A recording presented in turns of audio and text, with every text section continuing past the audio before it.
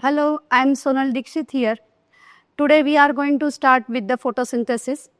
Photosynthesis is a very important process for maintaining this ecosystem. As we all know that is the plants are the producers and they are the major source for maintaining this ecosystem. As being autotrophs means they are preparing their own food, they are nutritionally independent, and they are nutritionally independent because they are performing the photosynthesis. Now today we are going to understand that what is photosynthesis and how does it taking place to maintain this ecosystem. So what is the photosynthesis? First of all, let us start with the definition.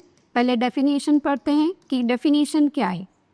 तो the process in which the inorganic substances just like carbon dioxide, water, together with the sunlight, with the help of chlorophyll, they prepare the carbohydrates as a nutrition for the plants, means the green color organisms.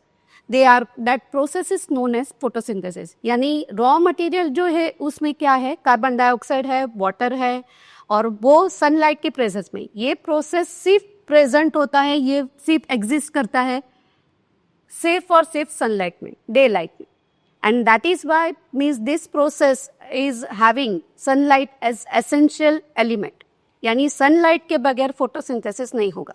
दूसरा जो है वो है यानी यहाँ पर है carbon dioxide जो एटमॉस्फेयर में फ्री फॉर्म में अवेलेबल है और वही कार्बन डाइऑक्साइड भी एसेंशियल है.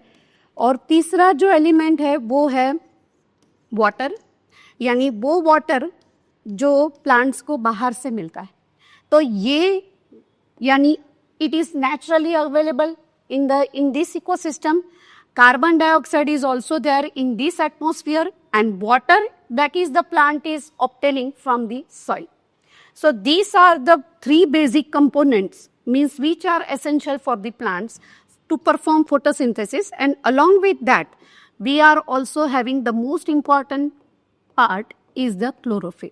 ये क्लोरोफिल यानी ग्रीन कलर का पिगमेंट होता है जो प्लांट में होता है, जिसको आपने ऑलरेडी पढ़ा है, प्लास्टिड्स होते हैं.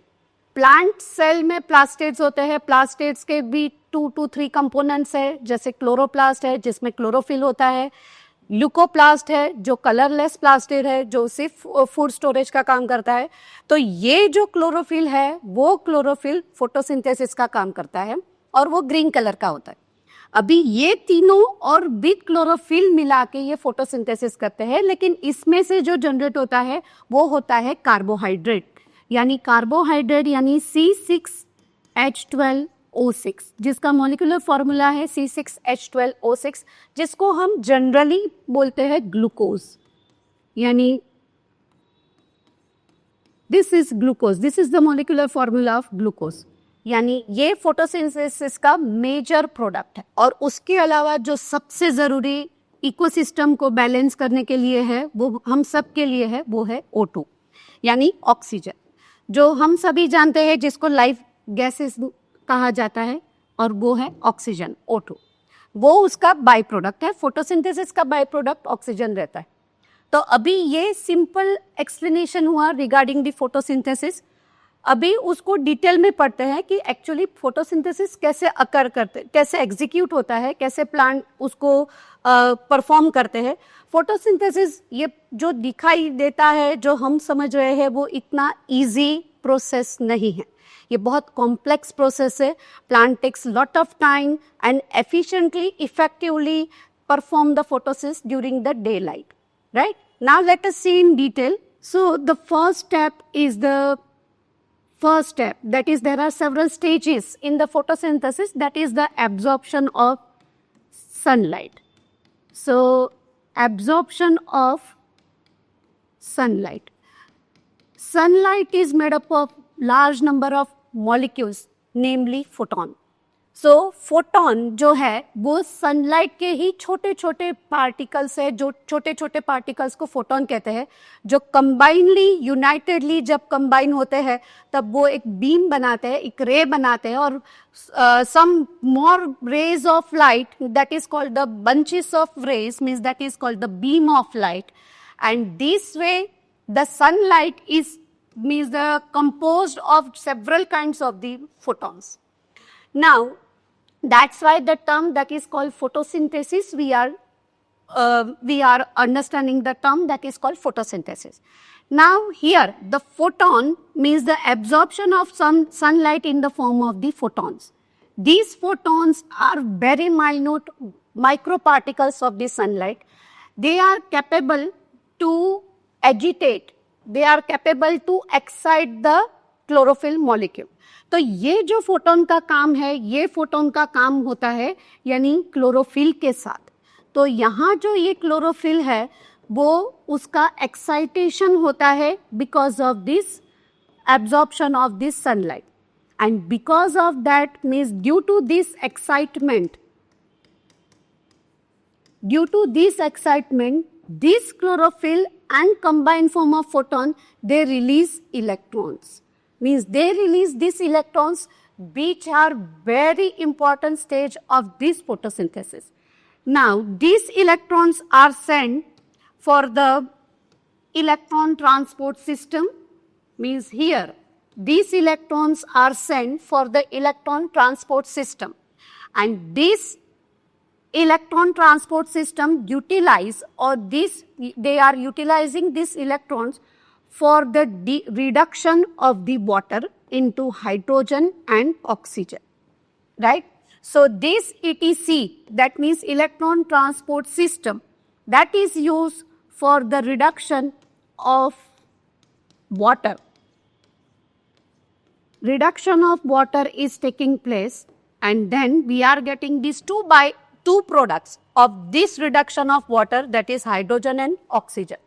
So this oxygen again it is sent back to this electron, means it is sent to this atmosphere, as we know, as the byproduct of this photosynthesis, and we are having this life gas, one of the life gas, that is the oxygen, to maintain the oxygen cycle, to maintain the life on this earth.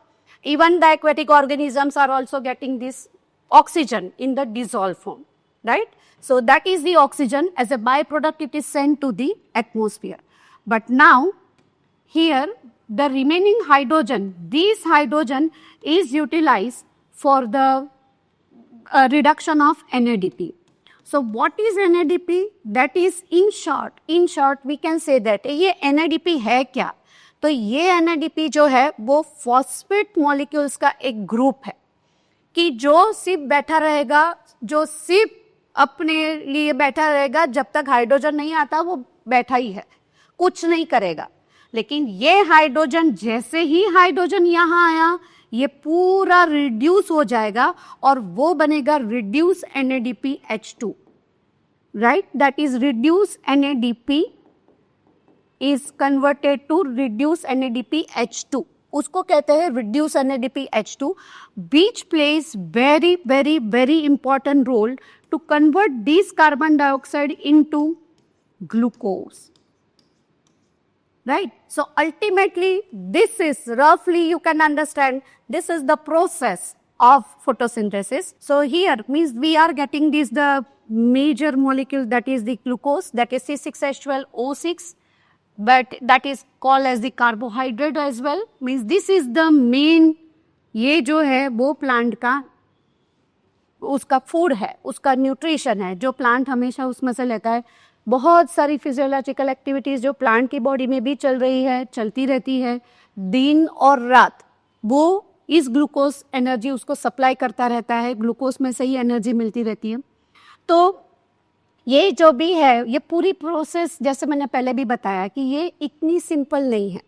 ये जो है वो chlorophyll, यानी chlorophyll में जो है chloroplast में दो कंपार्टमेंट होते हैं, वो एक होता है स्ट्रोमा और दूसरा होता है ग्रेना. तो ये स्ट्रोमा और ग्रेना जो है वो दो हम कंसिडर कर सकते हैं कि दो पार्टीशन है, दो अलग अलग रूम है, एक ही घर के दो अलग अलग कमरे हैं, जिसमें स्ट्रोमा में जो होता है वो डार्क रिएक्शन होता है, यानी ETC के बाद से लेकर कार्बोहाइड्रेट का बनने तक की जो प्रोसेस है वो प्रोसेस स्ट्रोमा में होती है.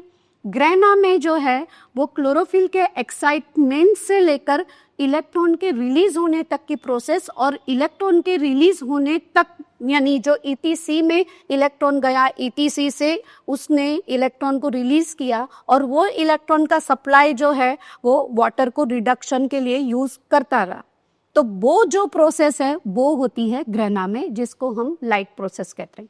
तो इस तरह से हम पूरा जो भी है वो फोटोसिंथेसिस को समराइज कर सकते हैं। यह हमने एक आउटलुक देखा कि जो फोटोसिंथेसिस का होता है। अभी इसी तरह से हम ये जो भी पूरा प्रोसेस है उसको थोड़ा सा और कंपाइल फॉर्म में करके देख लेते हैं कि कैसे एग्जैक्टली क्या क्या प्रोसीजर यहाँ पर हो रही है और कैसे होती ही रहती है। ये फर्स्ट स्टेज जो हमने देखा एब्जॉर्प्शन ऑफ सनलाइट, उसका जो सेकेंड स्टेप है that is the conversion. So conversion of light energy into chemical energy, ये हो गया सेकेंड स्टेज, जिसमें हमने देखा कि ईटीसी का इंट्रोडक्शन यही स्टेज पर होता है। यहाँ एक्साइटमेंट होता है क्लोरोफिल का एक्साइटमेंट सनलाइट की वजह से होता है, फोटोन की वजह से होता है, और फिर उसमें से इलेक्ट्रॉन का रिलीज होना। इलेक्ट्रॉन का रिलीज होकर जो इलेक्ट्रॉन है वो यहाँ पर रिडक्शन वाटर का करते हैं, जिसका एक आउट प्रोडक्ट, एक बाई प्रोडक्ट जो होता है वो बाई प्रोडक्ट होता है ऑक्सीजन, जो हम सभी के लिए बहुत जरूरी है। सिर्फ हम सभी के लिए नहीं, वाटर साइकिल जो एटमॉस्फेयर में चलता रहता है इकोसिस्टम में, वाटर साइकिल भी जरूरी है। वाटर साइकिल के लिए भी ये जरूरी है, एक्वेटिक प्लांट्स के लिए, टेरेस्ट्रियल ऑर्गेनिजम्स के लिए, हर टाइप के ऑर्गेनिजम्स के लिए वो ऑक्सीजन जरूरी है जो हमें इस स्टेज से मिलता है। और थर्ड स्टेज जो होता है वो यहाँ जो है वो फॉर्मेशन ऑफ कार्बोहाइड्रेट, यानी ये है फॉर्मेशन ऑफ कार्बोहाइड्रेट।